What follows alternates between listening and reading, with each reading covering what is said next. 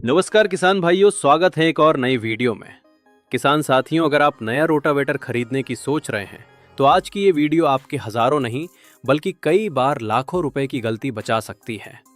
क्या आपने कॉस्ट देखा है कि किसी किसान का ट्रैक्टर रोटावेटर लगाते ही काला धुआं छोड़ने लगता है, इंजन पर बहुत ज्यादा लोड आ जाता है या फिर डीजल की खपत अचानक बढ़ जाती है। कई बार लोग सोचते हैं कि ट्रैक्टर कमजोर है, लेकिन असली वजह ट्रैक्टर नहीं बल्कि गलत साइज का रोटावेटर होता है। आज भी बहुत से लोग सिर्फ दूसरे किसान को देखकर वही रोटावेटर खरीद लेते हैं, बिना ये समझे कि हर ट्रैक्टर की क्षमता अलग होती है। अगर रोटावेटर छोटा होगा तो आपकी प्रोडक्टिविटी कम होगी, और अगर ज़रूरत से बड़ा होगा तो ट्रैक्टर पर अनावश्यक लोड पड़ेगा, इंजन जल्दी घिसेगा और मेंटेनेंस कॉस्ट भी बढ़ जाएगी। इस वीडियो में हम आपको बिल्कुल आसान भाषा में समझाएंगे कि 20 एचपी से लेकर 75 एचपी तक किस ट्रैक्टर में कितने फुट का रोटावेटर लगाना चाहिए, कौन सा ब्लेड सबसे अच्छा रहता है, गियर ड्राइव और चेन ड्राइव में क्या फर्क है, और आखिर कौन सा रोटावेटर खरीदना सबसे समझदारी का फैसला होगा। तो वीडियो को आखिर तक जरूर देखिए, क्योंकि आखिरी तक आपको ऐसा फॉर्मूला मिलने वाला है जिसे याद रखकर आप जिंदगी में कभी गलत रोटावेटर नहीं खरीदेंगे। दोस्तों, सबसे पहले एक बहुत बड़ी गलतफहमी दूर कर लेते हैं। जब भी कोई किसान कहता है कि मेरे पास 50 एचपी का ट्रैक्टर है तो वो इंजन की एचपी बता रहा होता है, लेकिन रोटावेटर इंजन की एचपी से नहीं चलता। रोटावेटर चलता है पीटीओ यानी पावर टेक ऑफ से। यही पीटीओ इंजन की ताकत को रोटावेटर तक पहुंचाता है। इसलिए रोटावेटर चुनते समय हमेशा पीटीओ एचपी को ध्यान में रखना चाहिए। उदाहरण के लिए, अगर आपके पास 50 एचपी का ट्रैक्टर है तो उसकी पीटीओ पावर लगभग 43 से 45 एचपी के आसपास होती है। यही असली ताकत है जिससे आपका रोटावेटर घूमता है। अब आता है सबसे महत्वपूर्ण फॉर्मूला। हर एक फुट रोटावेटर के लिए लगभग 7 से 8 एचपी की जरूरत होती है। यानी अगर आपके पास लगभग 42 से 48 एचपी पीटीओ उपलब्ध है तो 6 फुट का रोटावेटर आराम से चल जाएगा। यही गोल्डन रूल है जिसे बड़े बड़े इंप्लीमेंट डीलर्स और एग्रीकल्चर एक्सपर्ट्स भी फॉलो करते हैं। अगर आपने ये फॉर्मूला समझ लिया तो गलत रोटावेटर खरीदने की संभावना लगभग खत्म हो जाएगी। अब जानते हैं किस एचपी में कौन सा रोटावेटर सही रहेगा। अगर आपके पास 20 से 30 एचपी का मिनी ट्रैक्टर है तो 3 से 4 फुट का रोटावेटर सबसे सही रहेगा। इसमें लगभग 24 से 30 ब्लेड होते हैं।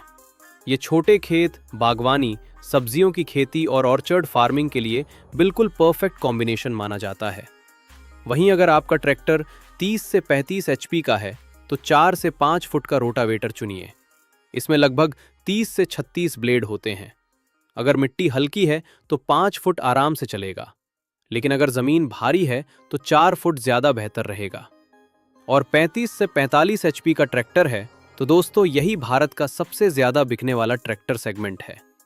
अगर आपके पास स्वराज 735 FE, महिंद्रा 275, सोनालिका DI 35 या इसी कैटेगरी का ट्रैक्टर है तो 5 फुट का रोटावेटर सबसे बेहतरीन रहेगा। इसमें लगभग 36 से 42 ब्लेड लगाए जाते हैं। गेहूं, चना, सरसों और सामान्य खेत की तैयारी के लिए यही सबसे बैलेंस सेटअप माना जाता है। अगर जमीन हल्की है और ट्रैक्टर 45 एचपी के करीब है तो 6 फुट भी चला सकते हैं, लेकिन अगर आपको इंजन लाइफ और डीजल सेविंग दोनों चाहिए तो 5 फुट सबसे सेफ ऑप्शन रहेगा।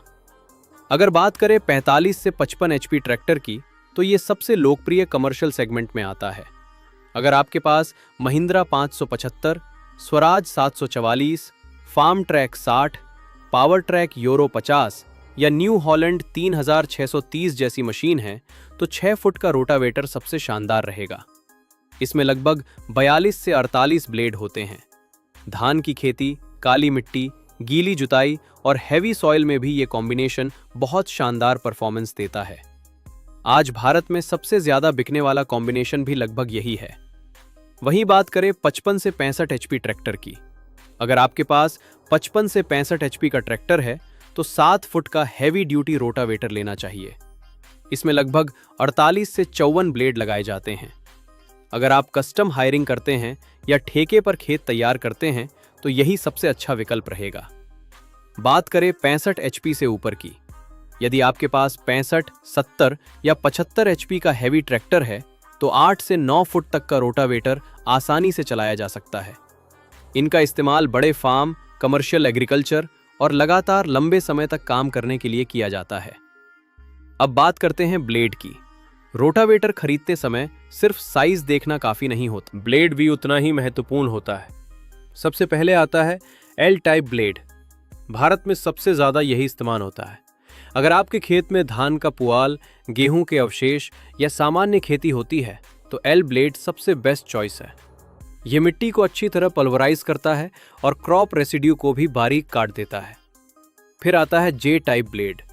अगर आपके इलाके में बहुत कठोर, काली या पथरीली मिट्टी है तो जे टाइप ब्लेड ज्यादा बेहतर रहेगा।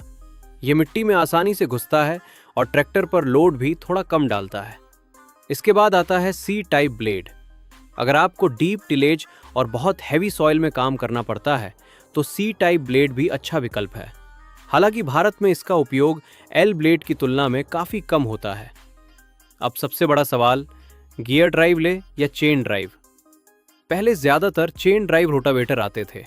इनमें चेन एडजस्टमेंट, ग्रीसिंग और बार बार मेंटेनेंस की जरूरत पड़ती थी। अगर ज्यादा लोड आ जाए तो चेन टूटने का खतरा भी रहता था। लेकिन आज के समय में अगर आपका बजट अनुमति देता है तो हमेशा गियर ड्राइव रोटावेटर ही खरीदिए।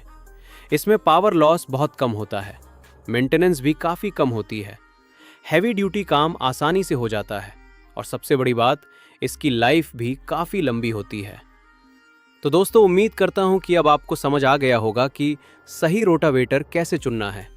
बस 3 बातें हमेशा याद रखिए। पहली, हमेशा इंजन एचपी नहीं बल्कि पीटीओ एचपी देखिए। दूसरी, हर एक फुट रोटावेटर के लिए लगभग 7 से 8 एचपी का हिसाब रखिए। और तीसरी, अगर आपको ऑलराउंड परफॉर्मेंस चाहिए तो गियर ड्राइव के साथ एल टाइप ब्लेड सबसे बढ़िया कॉम्बिनेशन माना जाता है। अब मुझे कमेंट करके जरूर बताइए कि आपके पास कौन सा ट्रैक्टर है और उसमें कितने फुट का रोटावेटर चल रहा है। अगर आप नया रोटावेटर खरीदने वाले हैं तो अपना ट्रैक्टर मॉडल भी लिखिए। मैं आपको सही साइज बताने की पूरी कोशिश करूंगा। अगर वीडियो पसंद आई हो और जानकारी काम की लगी हो तो वीडियो को लाइक करें, अपने किसान भाइयों के साथ शेयर करें और हमारे चैनल लरिया ब्रदर को सब्सक्राइब करना बिल्कुल मत भूलिए। मैं मिलता हूं आपसे अगली शानदार और नॉलेजफुल वीडियो में। तब तक के लिए जय जवान, जय किसान।